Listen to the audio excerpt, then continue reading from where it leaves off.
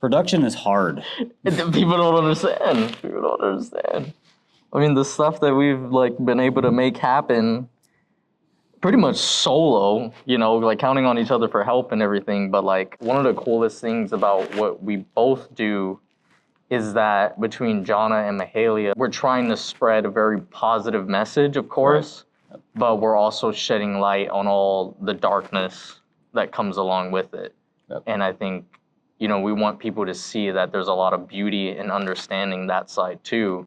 My question is just, you know, what really inspired you to decide to like share a lot of the really dark and gritty stuff? Yeah, I mean, the answer for this has changed. I learned that the predominance of men flying over to buy young girls for sex in third world countries are from the US. And I learned that when I was working with an anti-trafficking organization for a fundraiser way back in 2012.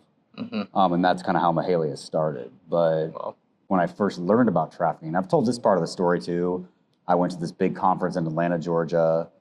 Christine did a big sermon. She was adopted, talked about her adoption. I'm also adopted, so the story really resonated with me. I bought her book. It's called Undaunted. It's a funny story because I was literally in the bathroom.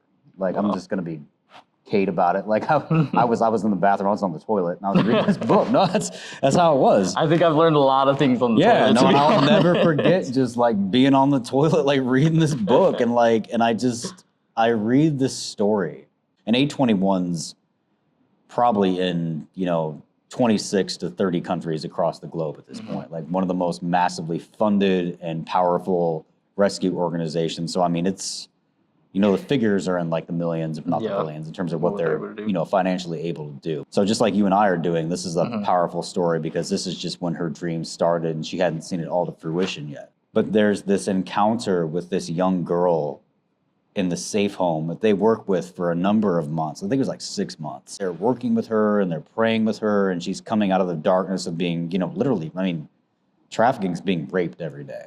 And they are trying to pray with the girl and whatnot. She slapped them, spit in their face, and ran out of the room. And I'm gonna get teary-eyed about it because like God has showed me recently, like, no, this moment they're about to talk about is why you started Mahalia. And the staff member told them, they're like, well, dude, you've been here all these months and you've worked with her and you've helped her. Like, you've also given her the most dangerous thing in the world.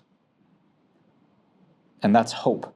No matter what she's gone through, no matter what she goes through again, she's never gonna feel that feeling of believing in something and watching it fall. Because when that happens, when that crumbles, when you wait by the phone when you're 5 years old for your mom to call and she doesn't call, that emptiness, it destroys you.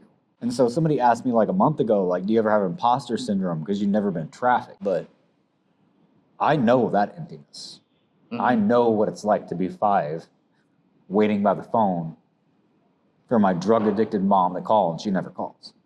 And so I think with Mahalia, like, my biggest passion is for people to realize like that when that hope falls, not all of life is like that. And it's funny because we have this quote in Mahalia, it's called Tell Them About the Dream. So Mahalia Jackson was the civil rights leader that worked alongside Martin Luther King. If I had words I could say to one person, I hold to that phrase because it's like that little girl in that safe home, like, tell them about your dream. Like, before your hope was gone, what did you believe? And Mahalia is the impossible recreation and the impossible fight for everything that we want out of life.